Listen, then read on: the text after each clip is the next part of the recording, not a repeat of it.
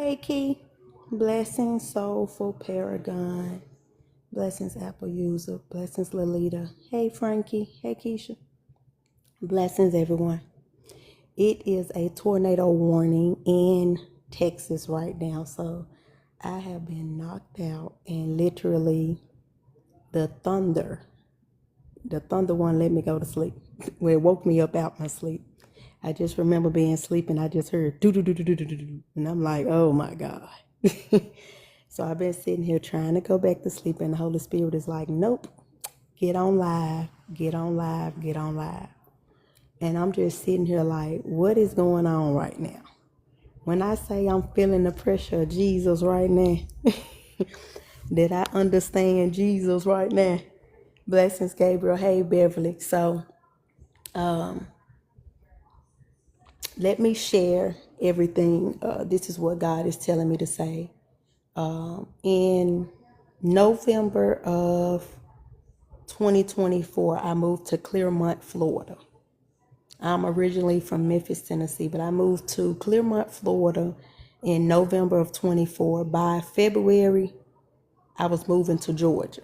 So I wasn't in Florida that long. He kept shifting me because I was doing ministry. I didn't know I was doing ministry, but I was doing ministry. I ran into Hakeem, which is Kareem, but I ran into Hakeem on Clubhouse. He was inside of Jay Daniels' room.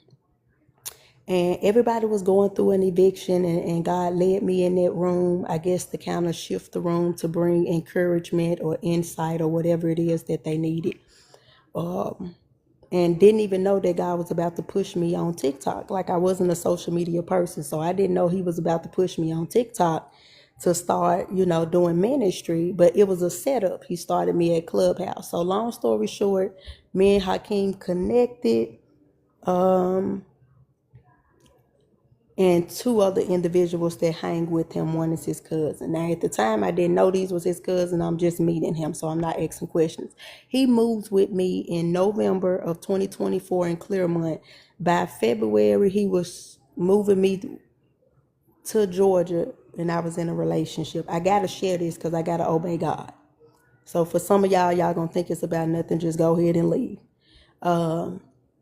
In November, he stayed with me for about 2.5 months, and I would take him to his mom's house. So I met the original mom. I met his mother and his stepdaddy, but I don't think I met the stepdaddy just like over the phone, but I actually met the mother in person. That's the only person I ever met.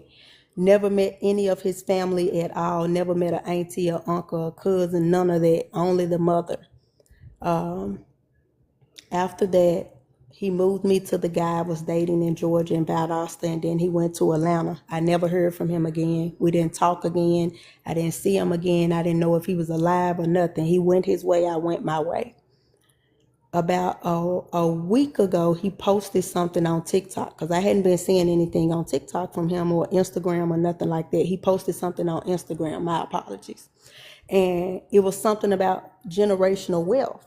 So I just shared it. So for many of you all who have, who post things on here, I probably do not look at your post or read them or listen to them. I just share them. And that's because that's just me supporting you, because a lot of you all come in and support me. So half the time I don't look at a lot of stuff y'all post. I just share it. I share it and I like it, and that's just to be supportive. This is what real genuine friends do. They support, and they just gonna uplift you and encourage you. They're gonna be proud of you. So by Thursday, no, I think by Wednesday, I told him I need your help. I messaged him on Instagram. I said, I need your help. And he said, what you need my help for? He said, call me. And he gave me his number. I called. He did not answer. So I called on Instagram, and he said, why you called me on here and I gave you my number? I said, because I called you on the phone. So I'm talking to him, and I said, hey, my daughter, I said, Kelsey graduated Friday. Come to the graduation. So I'm like, where you at? He like, I said, I'm in Texas. He said, wow, I'm in Texas. So after he tells me he's in Texas and I tell him I'm in Texas, he, like, we literally just start saying, wow, this is so crazy. Both of us are in Texas at this moment. So blessings morning, watch the room. So I by Thursday, I'm sending him the address to the graduation. So he meets me at my house. We're literally backing up out of the garage by on Friday. So last Friday, I'm backing out the garage. He's pulling up to my house. For the first time, he had never been to my house. For the first time, and he parks his car in my garage, and he gets in the car with us, and we go to the graduation. Blessings by Revives. And we go to the guy graduation. He take pictures. He do all of this. He comes back to the house, and we just talking about God. We just kind of catching up because I hadn't seen him in a whole year. So it was just like, oh my God, it was good to see. He was doing good. He was looking good. He finally had him a car. So I'm just like, come on, God, one of those moments. And then I want to say Saturday, before he left, I said, you need to take Bailey with you. And that's the little Frenchy dog. I was trying to give him the dog, which I sent him messages saying, I got paperwork to her. She about $10,000. Just come get her. I'm literally finna give him the dog. And he supposed to came that Saturday, and he didn't come that Saturday, but he came Sunday. And when he came Sunday, he came with a pitch. He came with a pitch about insurance, and he said, I want to talk to y'all about, insurance. And he looked at me. He said, I need you to sign up today. And I said, okay. And that's because as a friend, I'm going to support him. I see he doing good. I see he got something going on. So I signed up immediately. I signed up for an insurance policy with him. So this is Sunday. He has Beverly on the phone, which is his I guess this is his regional manager, and she's on the phone. I'm paying for my policy. Two of my members, my mom is here, and it's about four of my members is here, but two of my members signed up. I gave them the money to sign up to work with him on his team. So the fact that I had just signed up for a policy, and two of the members literally signed up to work for Prime America under his team, this happened so fast. So by Sunday, we went downtown. That night, we get ice cream. We go to Bahama Bucks and get ice cream, and literally, we went downtown, went walking, and we came back home. And he went home. We got home probably about 12 o'clock. He got in his car and he went on home. I want to say Monday, I said, come and get this dog. I tell him to come and get this dog Monday. He said, I'm coming. He never made it Monday. He never even made it Monday. Now, Sunday when he was here, I signed up for him to run my full back office of my ministry. So he was about to be my virtual assistant. And I paid him, he was going to charge me a month advance. So I paid him up front. It took me about that next day, that Monday morning, because I thought about it, because I saw that as we was talking to him, he was kind of on the fence of wanting to do what God was telling him to do with his gifts and trying to sell insurance for Prime America. Sometimes it's hard for our men to try to do stuff that God wants them to do, and that's because they have their own plans and their own goals. So the fact that I saw that he really didn't want to help me, but he all about money, and he all about trying to get to where he trying to go. He was like, okay, well, I'm gonna send you the contract. So I said, just send me the contract, and and we'll get it done. So the next morning I woke up and I just sent the money. I stepped out on faith. I just sent the money to him. He didn't even know I sent the money. I called him later on that day and I said, hey. He said, why? He said, why? Why did you send it? Why did you do that? He was like, oh my God, let me go talk to God. That's what he texted me. Let me talk to God. And I said, come and get this dog. He said, okay, I'm coming. I took a nap and woke up about, I don't know, maybe 12-ish, somewhere between 12 and 2. And I was led to call him. I seen him post something on Instagram about insurance. And I called him and I said, if you just do what God tell you to do, you won't have to work hard to do what you're trying to do. You got to do God's business before you try to create your own business. And what I mean by that, for those of you who are business owners, God has called you to save some of these people, to loose shackles and chains. God is saying, I need you to take care of what I want you to take care of first. That means I need you to start doing ministry, whether there's orchestrating businesses, whether it's trying to help set up businesses, whether it's being a minister, whether it's writing a book. God is saying he wants us to take care of his stuff before we do our stuff. So as I'm talking to him, he said, that's confirmation. I just heard that. Now, after we talked that morning, this is like Tuesday morning, y'all. By now I'm going to my mama's house, Marnie. Now I'm headed to Marnie's house. Me and two of my members. We headed to Marnie's house. I'm about 20 minutes from Marnie's house. I'm about to go get some salad. She'll make me a personal salad. And I get a phone call from his cousin, Kayla. Now, at the time, I don't know that Kayla is his cousin. I'm thinking that this is just a friend. I met them on TikTok. I did not know these people. I've never personally met them in person. The only person I met in person was Hakeem, which is Kareem. So she gives me a phone call and she's crying. She said, Dr. D, he gone. And I said, what hospital is he? Where is the hospital? And she said, Seaton. And I can't remember the city that she said. She said Seaton. So we immediately trying to figure out where the hospital is. We Googling the hospital. I don't even tell my mama that I'm not on my way no more. I told the people driving, I'm like, turn around, let's go here. It's Ascension Seaton. That's what we Googled. And I asked her what's the address, and she said it, and I knew that was the correct address we were going to. I have on house shoes and some tights, y'all. I didn't even have my purse on. I didn't have nothing in my hand. I didn't have nothing to take with me. I'm like, they not even finna let me see this man because I don't have my ID. That's the first thing going through my head. But I'm like, forget it. Let me just step out on faith. Let me just see how far I'm gonna go without no ID. And I'm like, the other two got their purses. So even if I can't go in, they met them. They just start working for them. So they'll be able to be like, yeah, that's him, Dr. D. So my whole intentions of going to the hospital was just to see that it was him. That's it. It was never to get any of his possessions. It was never to go in to try to be scandalous or conniving or whatever they trying to make it seem like it is. Like, I'm too real to sit here and play with my blessings. I got too much insight and discernment to sit right here and say I'm gonna take from somebody who got less than me just to climb to the top. Like I didn't get this far having a low down heart or being evil and low down. Like I just didn't get this far. I got this far because of God. Not because I sold my soul or I found something that was easy and I decided to do it. Walking with God is not easy. So literally, we get out the car, we go. Now, I told Kayla, I said, Kayla, when I get to the hospital, I said, I'm going to call you. Now, I'm asking her where she live.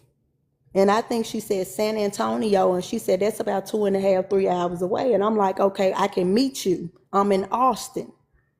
So long story short, we go into the building. When I go into the hospital, y'all, we went to the front of the hospital. We didn't go to the ER because I'm thinking he probably in the room. I don't know no information.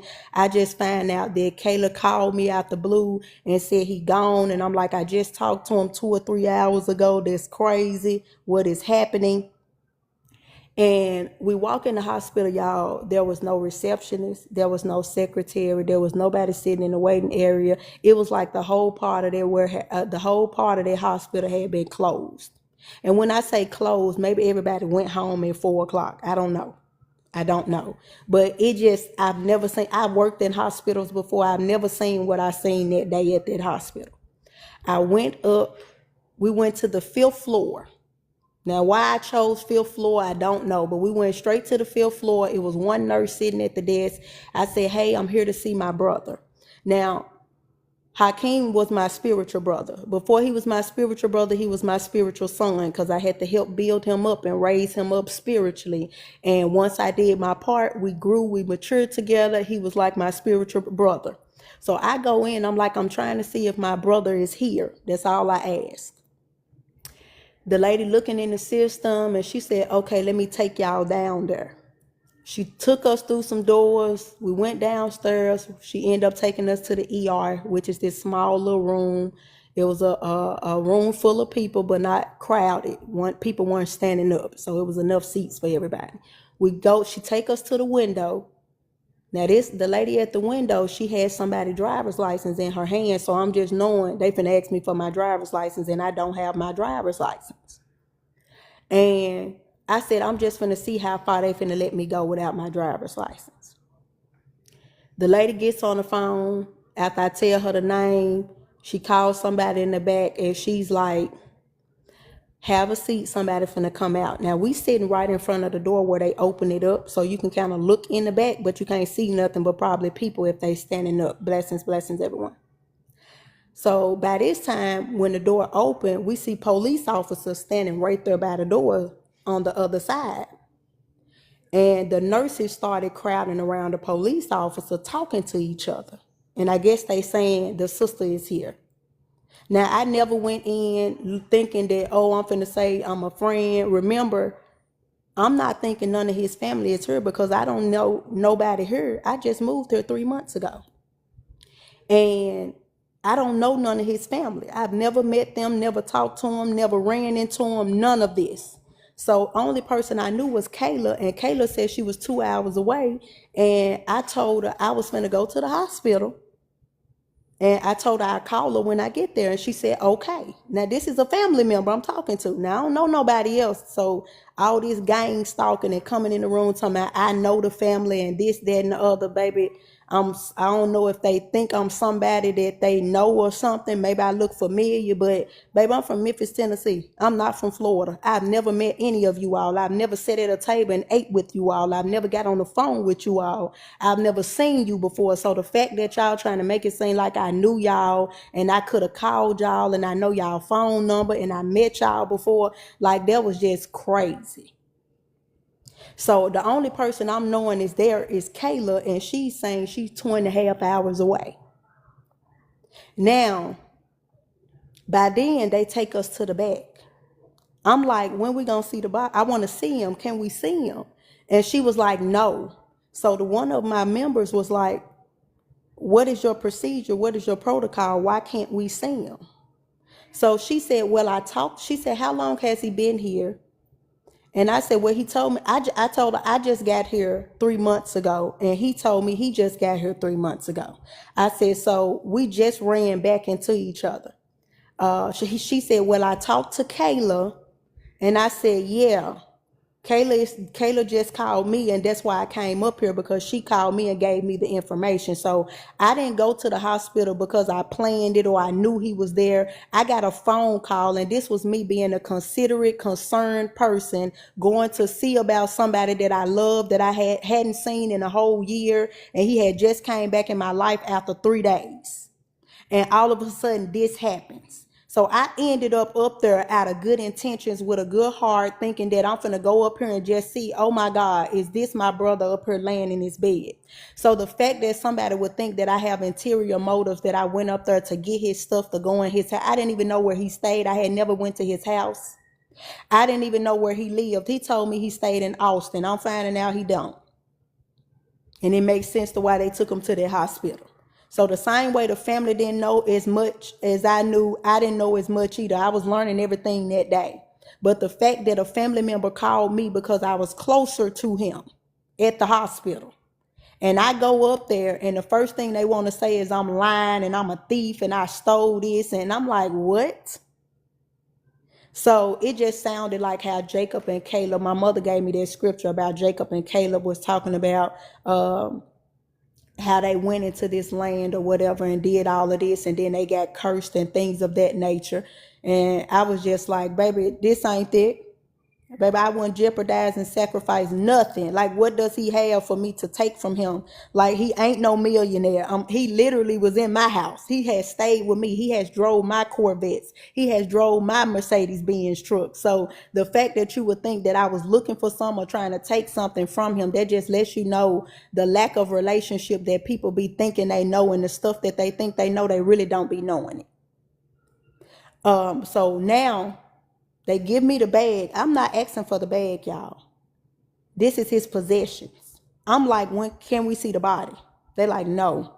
So we like, well, who makes the final call? They said the judge said nobody could see the body. Now she asked me, she said, I see that he's from Georgia. So when they say they see he's from Georgia, that means they went in his wallet and seen his identification card. So the fact that they had his stuff first, and to think that I went in and took his ID or whatever y'all claim was missing, like, what am I going to do with some ID? Like, make it make sense. I'm just being honest. What am I going to do with some ID? So the lady was like, I said, well, he's originally from Florida, but he just moved here 3 months ago. And I did too. Not even knowing he was here, and he didn't know I was coming here. Like, we hadn't talked in a whole year just about. After this, we're leaving the hospital because now me and the two people who with me, we like, this don't seem right. Something is wrong. Why would they have the police there? Why are they asking questions like, is he on drugs and stuff like this? And I said, no, he the most healthiest person I know. Now, at this point, remember, y'all, I don't know no family here. I only know Kayla. So I called Kayla back and said, look, they just gave me his stuff. And I said, looks like his purse and his shoes is in here. I said, I can come meet you. How far are you? And she said 2.5 hours. I said, well, I'm in Austin. I can come now. So I'm trying to meet her to get the stuff. And she said, well, send me your address and I'll be there. I'll let you know when I'm coming. I never sent her my address. And that's because I don't know her. I've never met her. I bought stuff from her off TikTok. She's mailed stuff to my house because I bought stuff from her. And first she gave me some stuff at first. So the fact that I'm just going to give my address out to somebody, this was me saying, I'm going to meet you. She didn't want to meet me that day. We come to the house because I don't know no family. I don't know nobody to call, and I got his stuff. So immediately we get the phone out the purse. We like, let's get the phone. The brother called. It was like he just felt something, or maybe this was just him just checking in with Hakeem or something. But he called and I answered the phone and I told him, I said, look, Hakeem passed away. And I gave him the address and the name of the hospital so he can call, because I remember Hakeem telling me that was his brother and I've seen him on FaceTime with him before. So I answered the phone for him because his face was on the front of the screen. So I answered the phone and I gave him the information for the hospital. And then I'm guessing he called because he sent a text message after that saying, bruh, this hurt me so much. I love you. And whatever else he said. Notifications come to the front of the phone. You don't have to go in the phone to see a notification. So the notification of him, and I said, oh, he must just confirmed it at the hospital. So now, remember, we just signed up for life insurance. And he was on the phone with Beverly. So at this point, we don't know nobody but Kayla and Beverly. And I'm trying to figure out, if we tell them, maybe she know the family or what needs to go on. Now, remember, I don't know Kayla is his real cousin. I'm just thinking Kayla and China are friends of his. I'm not knowing that this is blood cousins. I'm just thinking it's somebody that he stayed with numerous of times and, things of that nature. So I'm not knowing that, okay, she's real family. She just contacted me, and I'm thinking she contacted me because she know we close.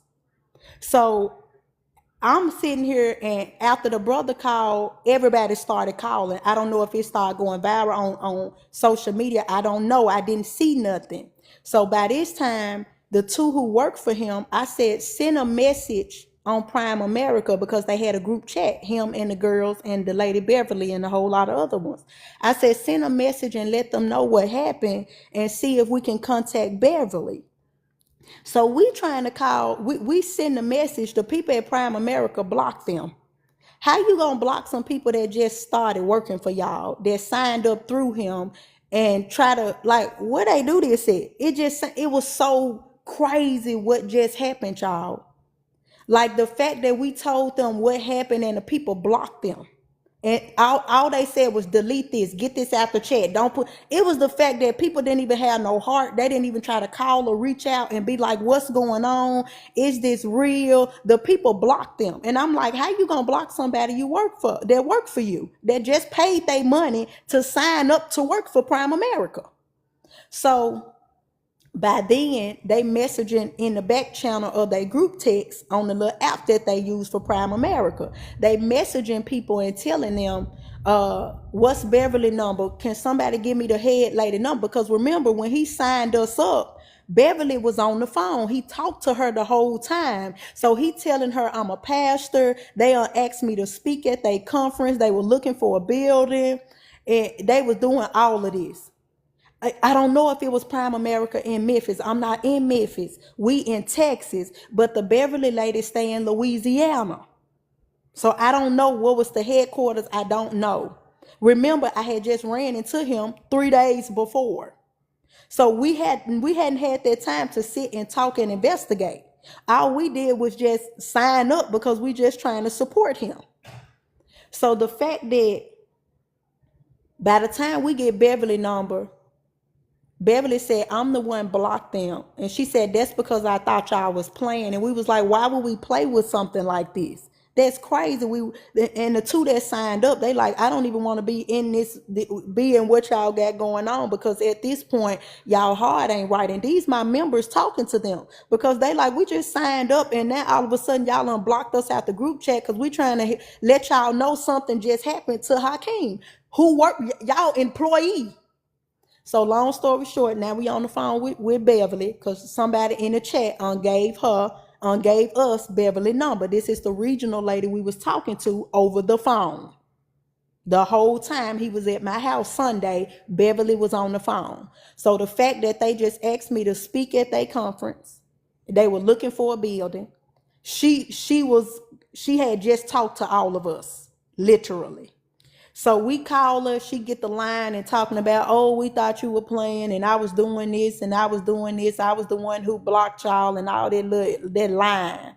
So I'm telling her that Kayla just called me. I said, I got a phone call from Kayla and she told me that he had passed away. We went to the hospital and I'm telling her what happened. She goes to say, well, Nell is on the phone. No, this is what she said. She said, hold up. He just changed his policy and the beneficiary Thursday. Now, remember, I met him Friday.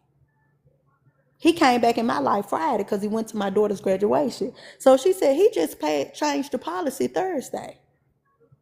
So the fact that she was, doing this. So she say this.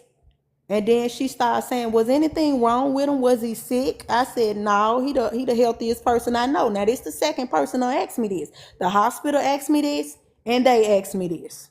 And I said, no, he the healthiest person I know. He healthy as an ox. So she was like, oh, okay, well, Nell just called the regional manager or whatever, the general manager or whoever was over her and told him. So at this time, that's how I found out who the auntie was. I did not know the auntie, ain't met the auntie, can't describe the auntie, don't know what she looked like. I don't know at all. So the fact that people came in my life the other day accusing me and saying that I'm a thief and I stole this and I did this. The auntie called me, and I'm guessing this is one of the mama or the daddy's sisters. I don't know whose side or what these people on. I don't know whose side they on. But the fact that auntie called me and she said, she talking to me and she was like, I told him I can come down here. What's going on? And I told her exactly what I'm telling y'all, word for word. This is what Kayla did. She called me, told me this. I went to the hospital. I got his stuff. I'm trying to see who gonna come get it. Who want his stuff? Like, where is the family? I don't know nobody. And she said, well, my niece, I can't remember how the niece part came up, which is Nell, but I remember Kayla telling me that she was the beneficiary. And I told Kayla, no, you not. I said, well, the lady just said that Nell lives. So after Kayla found out that she wasn't the beneficiary no more, Kayla started acting like real nonchalant. So her whole attitude and posture changed over the phone. It was kind of like, well, let whoever over the policy deal with it. Let them come get it. And now I'm stuck in the middle of it because I'm like, no, this ain't the time to be getting in your feelings. Come get the stuff. Y'all know this man. Y'all been around him for however long y'all been knowing. I'm still thinking she a friend, so I'm not knowing she a real cousin.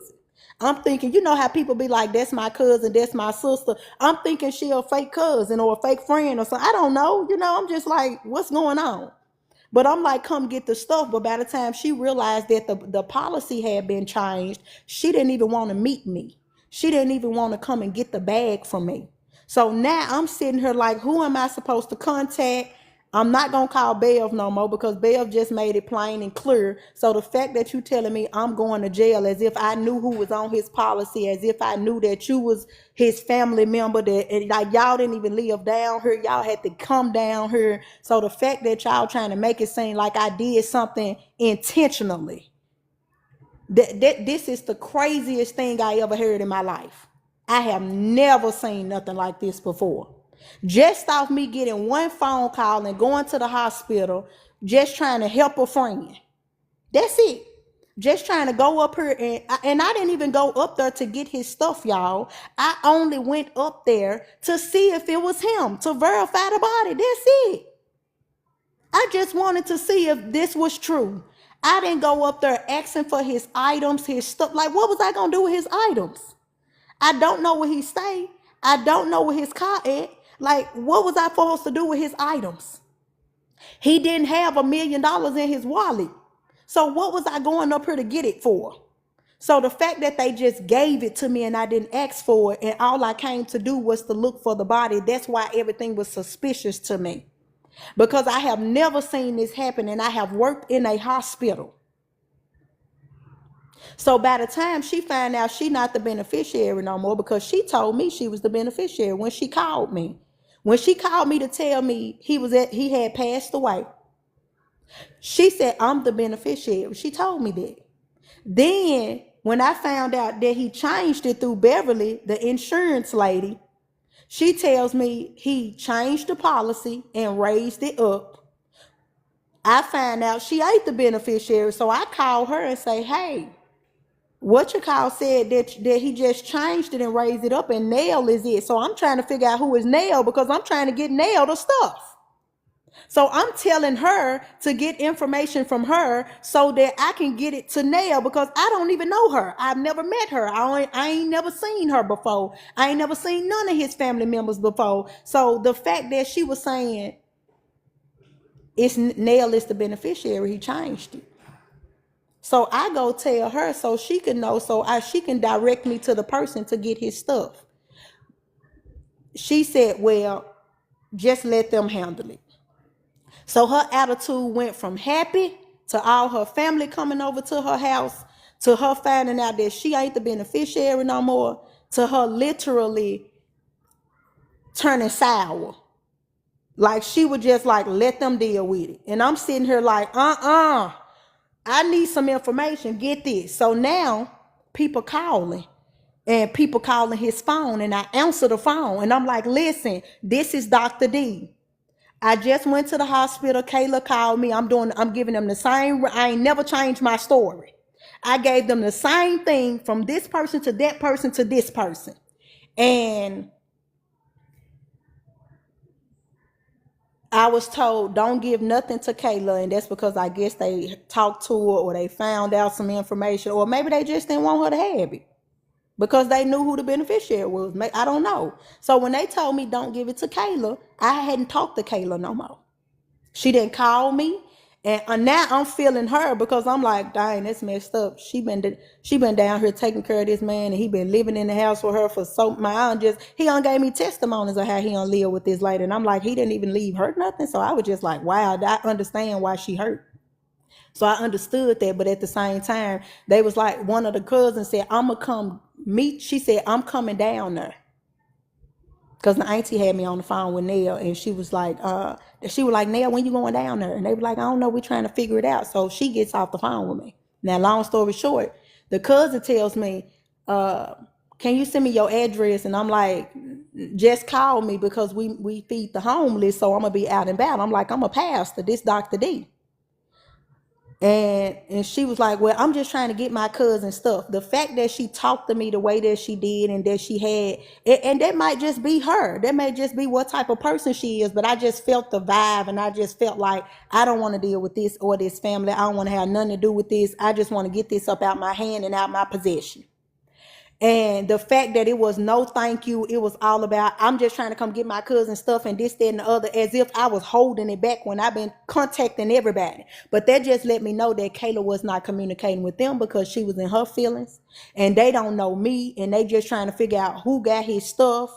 So I understand the irony. I understand how they feel. I understand all of this, but I feel like as an adult, we need to find out the correct information before we start gaslighting people, because that's harassment.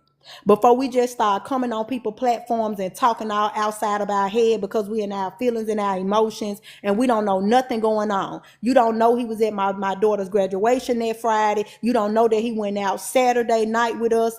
Sunday night with us downtown. You don't know that we just ate at a restaurant for my daughter's graduation. Y'all don't know nothing about me, and the fact that y'all can just come over here and just assume to know all these things about me and have never met me, have never seen me before, and then to accuse me that I do know y'all when I've never met y'all, never seen y'all before, not even on a picture. Y'all probably didn't even know he lived with me for 3 months. You probably didn't know he drove my Corvette, that he was riding around in my Benz truck, Ubering. See, y'all, and that's because they didn't know certain things. They just assuming. So now I'm stuck in the midst of this family affair and people getting mad because it's about money involved. So people in their feelings, and then they not communicating with other people because they feel some type of way. And I'm sitting over here and now I'm over here getting accused for something I did not even do. And all I did was just try to go view a body to see that it was my brother's. That's it. And now they on every social media page persecuting. See, this is what happened to Jesus. This is what you're going to have to go through. You're going to have to go through assumptions of what people think of you, of people not liking you, of people not even knowing you and accusing you of stuff that and don't even know you.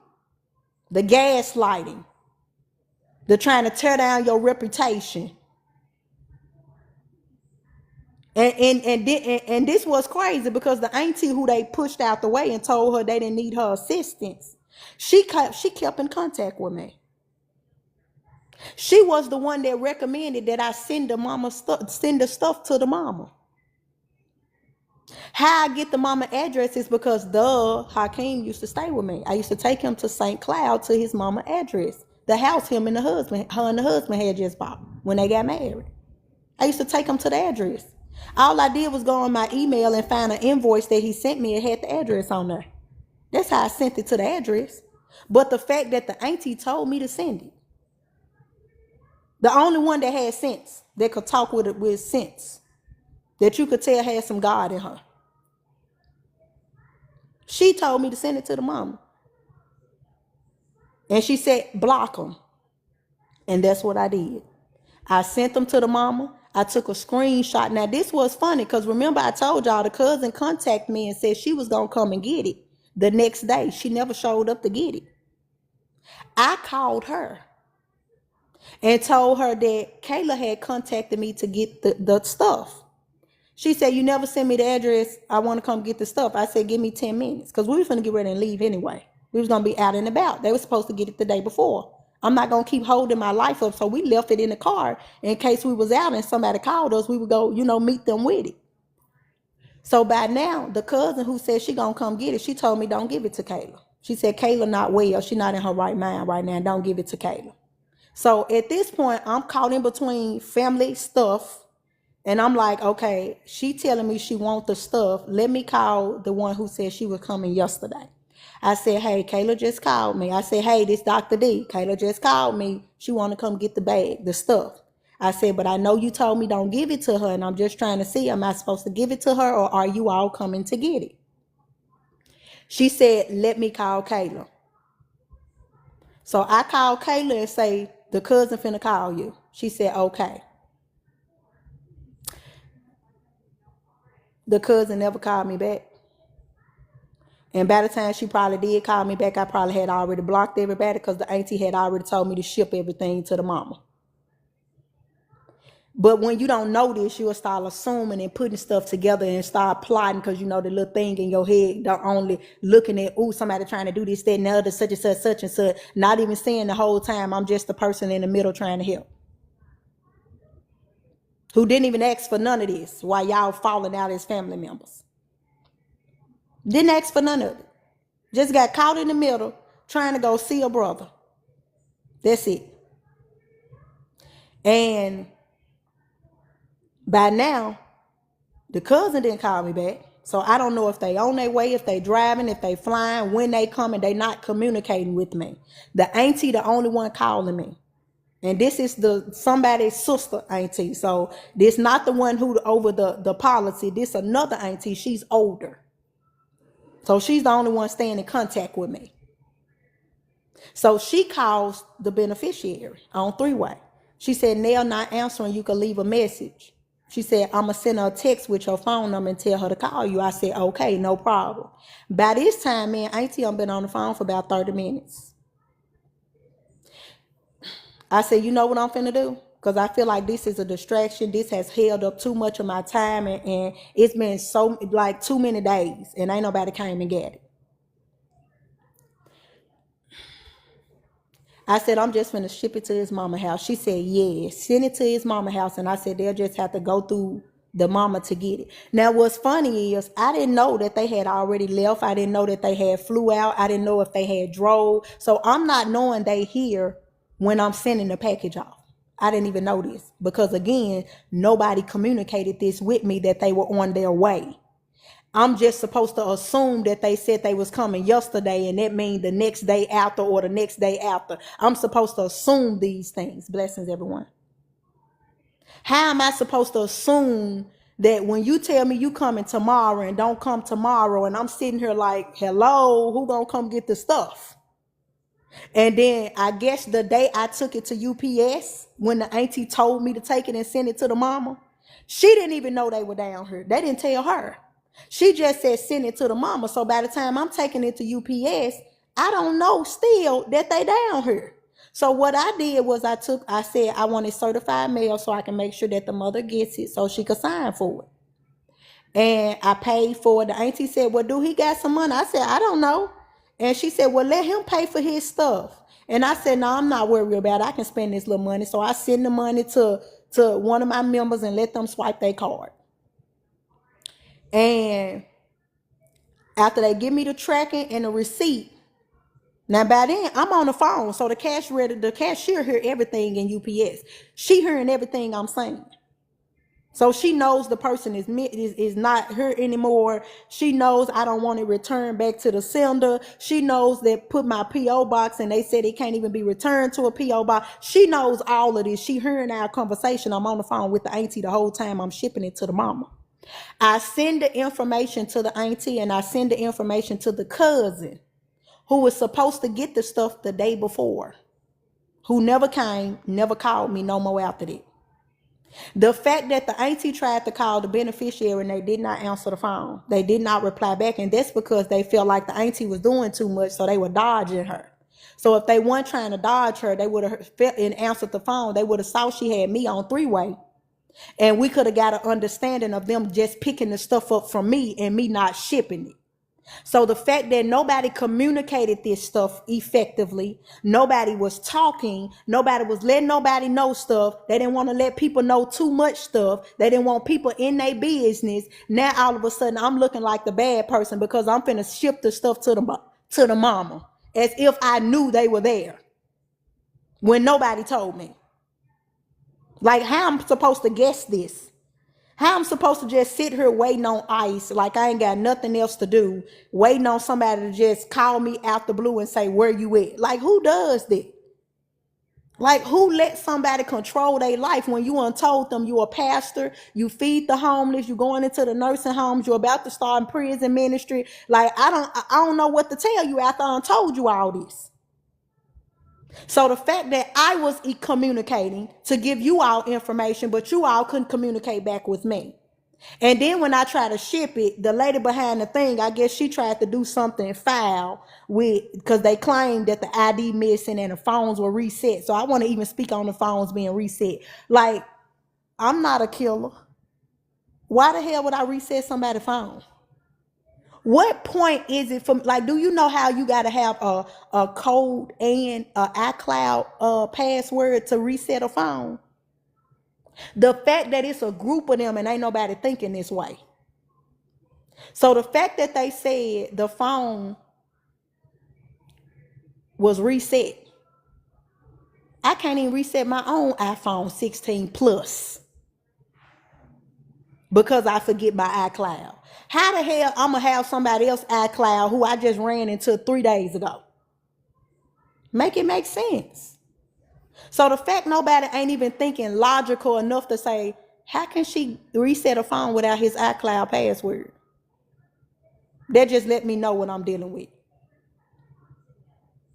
That just let me know what I'm dealing with.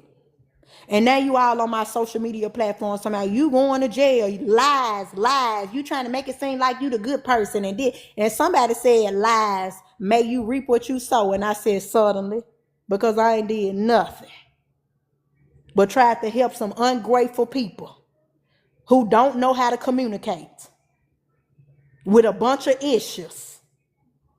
And this why God do not give foolish people money. Because look what we'll do. Make it make sense. So the fact that they came in and said I stole some ID, like, no, what it sounds like is that the people that heard our conversation with the auntie knew that some stuff wasn't finna have to make it because I didn't put no insurance on the package. So she just, her last day of reigning just came for her because she probably been stealing at UPS. And the fact she knew that I didn't have no insurance on that policy, up on that package, and that I didn't want nothing returned back to me, baby, that sound like that's a perfect way for somebody to say something came up missing. And the fact that all these people together and ain't nobody thought this. The fact nobody thought this. So I didn't put no insurance on it. She heard us talking about the man is deceased. I'm telling her I don't want my address on. I want a P.O. box because I don't want it returned to sender. And the fact that you think I went to UPS for what reason? The fact ain't nobody got no insight and clarity, that they have no wisdom, knowledge, and understanding. I can't even expect y'all to understand the UPS video. I can't even expect y'all to understand it. The UPS video was to help me because I left these possessions in your hand. Matter of fact, the lady had the 2 phones in her hand before we left because I paid for her to package the box, to package up what I brought her. And what I brought was the whole hospital bag. I didn't take nothing out of it. It was the same way they gave it to me. I didn't touch nothing. The only reason I got the ID is because the auntie told me to go in there and see if he was a donor.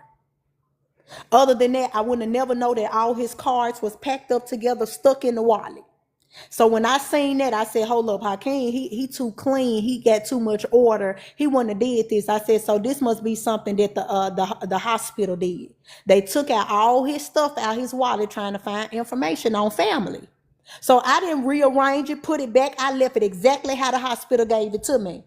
The only reason I touched the ID is because the auntie said, can you look at the ID and see if he was a donor?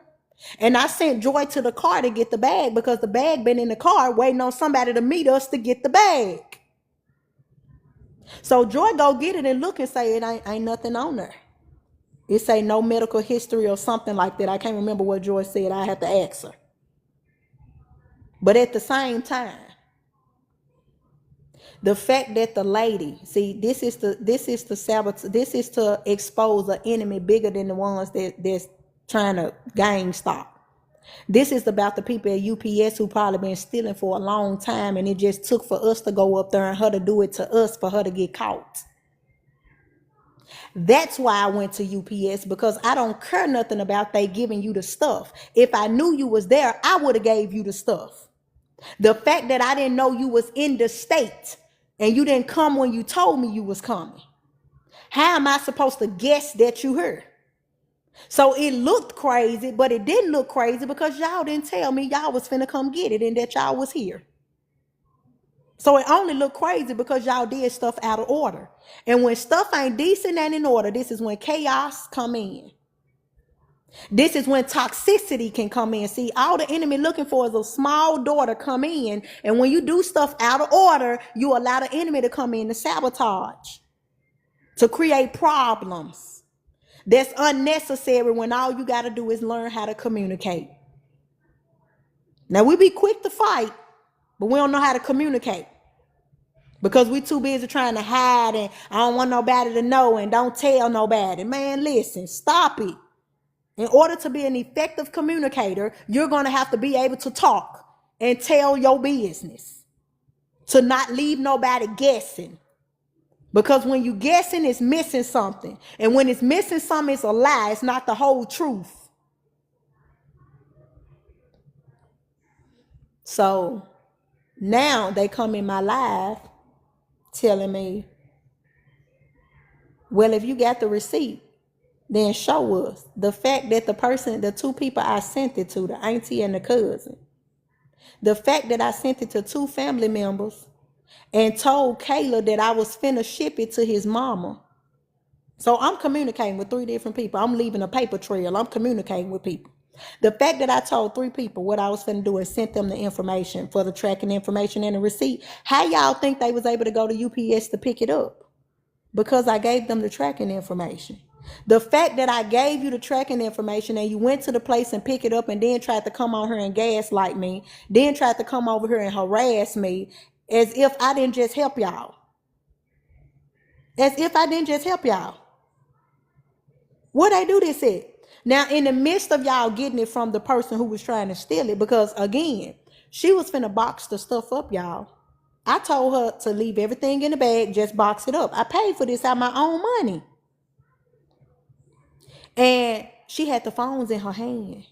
That's one thing I remember. And one of my members said, did you record it? And I said, no, I didn't. I forgot. We weren't even at the store. I could have recorded it right then and there. They could have showed everything that I had in the box. And I hate I didn't listen to her and do that. But the fact that I didn't, I ain't got time to be stealing no phones. Baby, listen, I got two Androids right now. Because I got two iPhone 16 pluses that I'm finna trade in because I just got Androids 2 weeks ago. And I'm finna turn my brand new iPhones in because I just went to Android because God just told me to. So the fact that you would think I'm trying to reset somebody's phone or steal somebody's phone, I don't know what the hell you thought I was trying to do with two old iPhones when I got two 16 pluses. For me to reset a phone, that means I'm finna try to use the phone. So the fact that y'all picked up two phones from them and they were reset, that sound like somebody was finna try to sell some phones or use some phones. That don't sound like I was trying to steal some phones, because if that's what I was trying to do, why would I even send the phones to the mama? I could have just kept the phones and hid them and said I didn't have them. So the fact that she had them and they was reset, what good did it do me to reset his phones? I'm not a killer. I didn't kill him. Like what, like you think I'm trying to hide evidence or something? What type of evidence could I have hidden, baby? I just seen him for 3 days. And it probably wasn't even 3 days. Friday, Sunday, and talked to him Monday. He never came Saturday. He supposed to came to get the dog. He said, when I finish doing what I'm doing, I'm coming to get the dog. He never came. So I only seen him 2 days. So the fact that you would try to make it seem like I reset his phones as if I'm the killer or something. Like I'm sending him texts and we arguing and threatening each other or something. Like what reason would I have to reset his phones when I needed the phones to contact y'all? You just got to make some sense and make sense. And I'm seeing sense ain't coming around here. So the fact that they came in, they were supposed to come in because they needed to expose to me all this stuff that had been done behind my back at UPS. The fact that they don't think nobody at UPS do nothing wrong, that people don't steal, that people don't fall short daily, that they just holier than thou because they work at UPS. So the people at UPS, they more favorable than a pastor. And I know some pastors fall short, but the fact that you could think less of the pastor and more of the UPS worker and accuse me of it, like that don't make no type of sense. And the fact that it's a group of people and nobody is thinking like this, you can't make this up. So the fact I went to UPS because I'm like, hold up. I sent them the what you call. If I had known they were here, they could have just got it. That's why when I did the UPS video, I said this ain't even about them picking up the package. This about you just giving a package to somebody that it didn't. This the fact you just gave my package away and I paid for it. You didn't contact me because you got my phone number. You asked me for it. You didn't contact me. You didn't void out the transaction, or did you void it out and put the money in your pocket? I was just trying to figure out why you didn't contact me and say the family picked it up so that you can refund me my money back. Like, it's decency and in order. And when people doing sneaky and slick stuff, that she knew I didn't want the package returned back to sender, so she knew I wasn't gonna be looking for it to come back to me. So I just look at this a plan, plot, and a scheme of the enemy. They were digging a hole and they fell in it. The UPS employee, that this wasn't her first time violating their policies and procedures and regulations and rules. I'm pretty sure this ain't what they told them to do. Now, if I was not there, or the person I sent the certified mail to wasn't there in person with identification, then y'all just giving packages away. This the same thing the hospital did. I came in there to just see my brother. They gave me his stuff. This the same thing UPS did. Now my fiance works in the hospital field, so he's like, that's not unusual if they're backed up to not take your ID and to give the possessions to the family. I'm like, well, I didn't know nobody else was here. So at this time, I'm just thinking she called me because I'm the person that he know that's closer to him down here. So I'm thinking that's why Kayla called me. So I got put in the equation because I'm thinking everybody in Florida or Georgia. I don't know. But she called me, so I'm like, maybe I'm closer. Maybe he don't know nobody else down here. Maybe ain't no family here, because why would you call me? Everything just was so suspicious. Everything just seemed so just fraudulent and fake and just like a bunch of mess. So to try to make it seem like I erased his phones, I stole his driver's license, baby, that sound like a criminal. That sound like somebody who wanted to reset the phones because they was finna use those phones and they know nobody gonna be looking for it. Because she had just heard the whole conversation with me and the auntie on the phone. She knew he was deceased. She knew I was trying to get the items to the mother. She knew all of this. She was listening. She was right there. We was talking. The fact that the auntie said send it to the mama and block them, and that's what I did. And I guess they took that as, well, she blocked us. She must be trying to do something. Baby, they done created whole stories in their head, because that's what the enemy do. He start lying to you, deceiving you. And I said, Jesus, you can't make this up. And then to come in my live, and then the stuff that they were saying, and then when I showed the receipt, it was just a lot of lack of communication. I did my part. I gave my paper trails. I interacted with 3 people. I sent the information to 3 people. I told 2 people that I was sending it to the mama. Sent the transaction receipt and all of that to 2 people. The auntie was on the phone with me when I was paying for doing the transaction. Like, stuff just needs to make sense to me. And at this point, I feel like it's defamation of character. I feel like that you harassing me, y'all gang stalking me. This is called bullying. And see, this is when you dig a hole and then you fall in it. Because you trying to say I'm going to jail, but what did I do? How the hell I was supposed to know you was on his policy when I went to the hospital? I don't know y'all. I didn't have y'all phone number. I got a phone call. So the fact that you expected me to, like, how you finna take me to jail when I didn't even know he had a policy? Until that night after we left the hospital and nobody met me to get the stuff. Oh, and let's not talk about me calling the other friend or cousin or whoever she is, China. I call her. She tell me she in Katy. She said, I'm outside of Houston. I'm in Katy, Texas. Now, I don't know where this stuff is. I just moved here. She said, I'm finna cook dinner. I said, okay. She said, I forget how, I Googled it. It was like 2.5 for 2:45, 2 hours, 45 minutes. I said, okay. She said, send me your what you call it when they can track your location. She said, send me your location. So I said, I'm not gonna start my location while I'm at the house because I don't want nobody to have my address. I don't know these people. So I waited till we got an hour out and I sent her my location. Now she told me she was cooking her food. I'm thinking she cooking right now finna feed the family. We get 2 hours into it. So that means we got 45 minutes left. The lady tell me she's still cooking. Then got an attitude and said, I told you this when you called, when you text me. And I said, yes, you did. You did tell me this. I said, but I thought you was cooking when we talked. She said, oh, I was at the grocery store. So how the hell was I supposed to know you was at the grocery store? You should have said, let me call you when I leave the grocery store. And when I get home and start cooking, you can leave out the house. The fact that you didn't say that because don't nobody know how to communicate. I'm just supposed to guess this stuff. I'm just supposed to guess this. I'm just guessing. So now I'm a genie or Houdini or something. So now I'm calling her and I'm like, look, we got about 45 minutes to go. Where you at? Oh, I'm cooking. I told you. Oh, she got an attitude. I'm like, these people that talk to him every day. Like, it just to see the people's heart, it was just like, oh my God. These the people he hung around? So I tell her, we in an electric car. I said, if we come the full way, which was like an additional 45 minutes, because we done already drove 2 hours. And she supposed to drove an hour away. So I said, if we in an electric car, if we come all the way, we're not going to be able to make it home.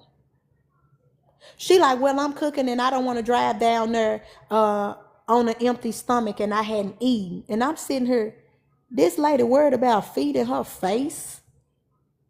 I said, you know what? You absolutely right. You did tell me that you had to cook. And I said, don't worry about it. I said, thank you for your sacrifice. And I really was being, because the fact that you couldn't even sacrifice eating just to come and pick something up that you just had me to drive 2 hours away to give you.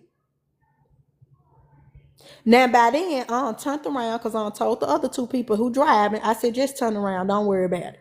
They didn't even want to go. I'm just trying to get the stuff out of my pocket, out of my hand. And I blocked her. So the fact that her heart wasn't right, that she couldn't even sacrifice food, and I had drove 2 hours away to bring her his stuff. And she got an attitude because she was cooking and she didn't communicate that she was at the I said, oh, well, I thought you was cooking when we talked. I didn't know you was at the grocery store. I said, but thank you for your sacrifice. And I blocked her. Because all I saw was just people who did not care. And I know he talked to these people every day because he stayed with me for 3 months. And the fact that I just drove 2 hours away and you couldn't even tell me you at the grocery store, and when you leave the grocery store, then leave out. So when I say this whole situation just pissed me off, it pissed me off. Now I went all around this world trying to help get this boy to get his stuff to who it's supposed to go to. And the fact that people bashing me, speaking blasphemy on my name, trying to humiliate me, trying to harass me, trying to bully me. Baby, these so many violations. These so many lawsuits and restraining orders and jail sentences.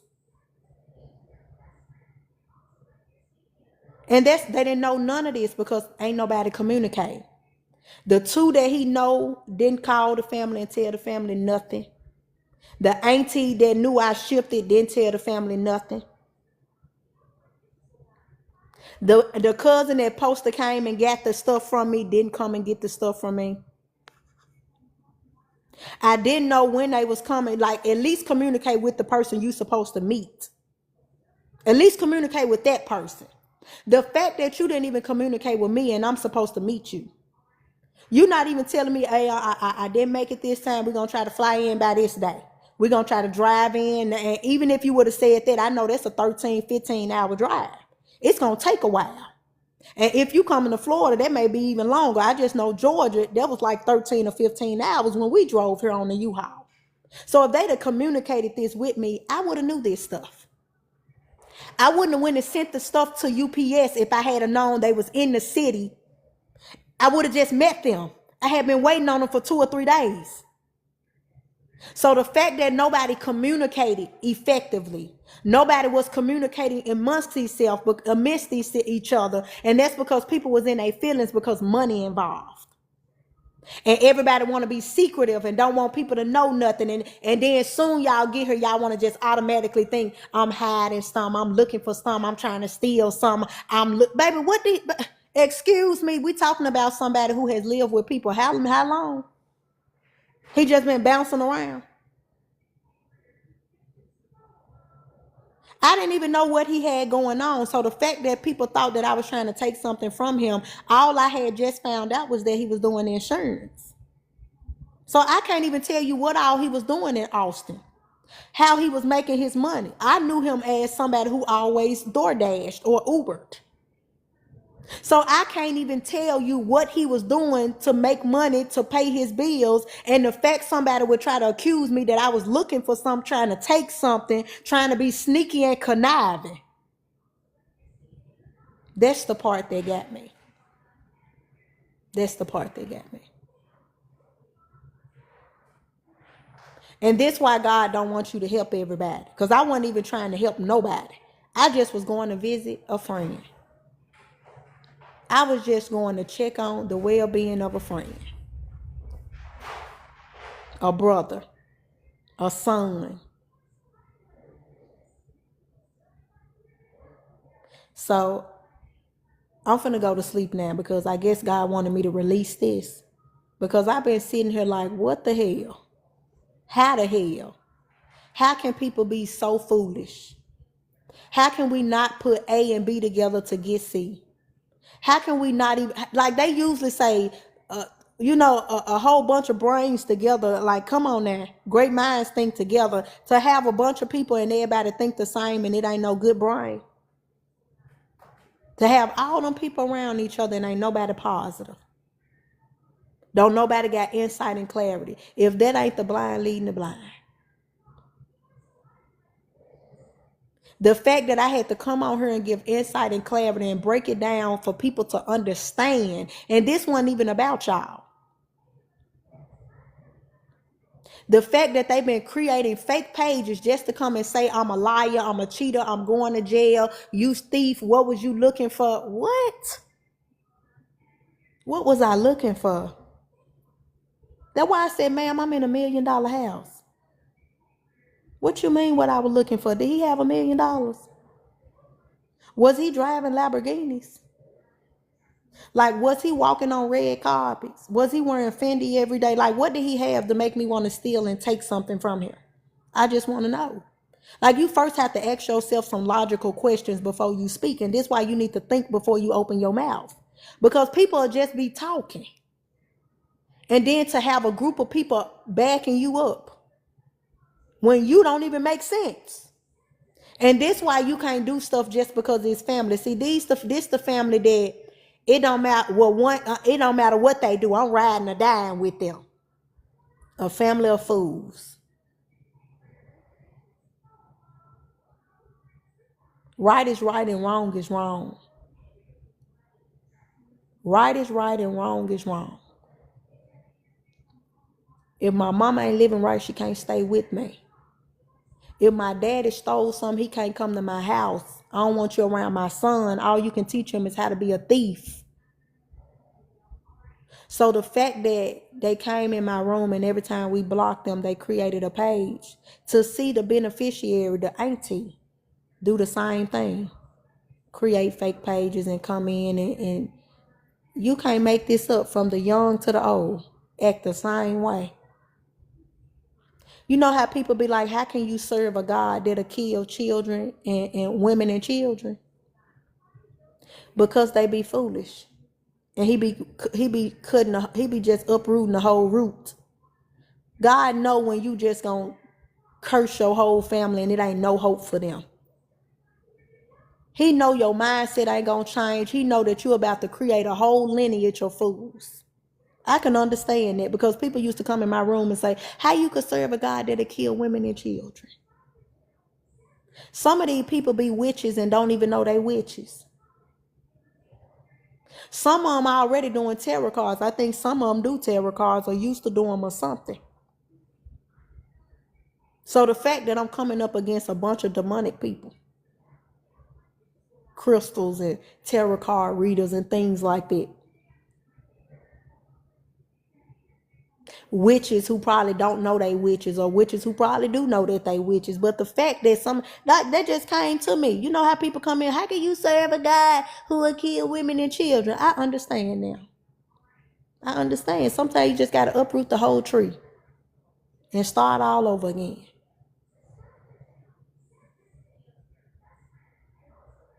So I just wanted to share this. I'm going to obey God if I don't do nothing else. He put it on my heart to post this, to do this live. God is good and all is well. And I shall be vindicated. Have an amazing night. Talk to you all soon. Bye.